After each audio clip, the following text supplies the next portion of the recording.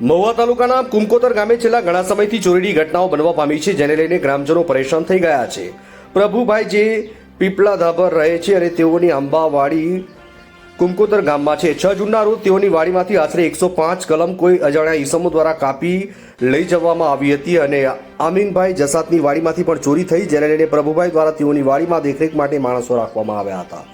જોકે મોડી રાત્રે શકીલભાઈની વાડીમાં હલચલ દેખાતા ત્યાં તપાસ કરતા અજાણ્યા ઈસમો દેખાયા હતા અને તેઓની પૂછપરછ કરતા તેઓ વલવાડા ગામના હોવાનું સસલા પકડવા આવ્યા હોવાનું જણાવ્યું। જોકે આમ જોવા જઈએ તો વલવાડા ગામ કુમકોતર ગામથી ઘણું દૂર હોવાથી સ્થાનિકને શંકા જતા નજીકની પોલીસ ચોકીએ જાણ કરાઈ અને અનાવલ ગામના જમાદાર ઘટના સ્થળે પહોંચીને 3 શંકાસ્પદ માણસોને આગળની કાર્યવાહી હાથ ધરી પોલીસ સ્ટેશને લઈ જવાયા હતા।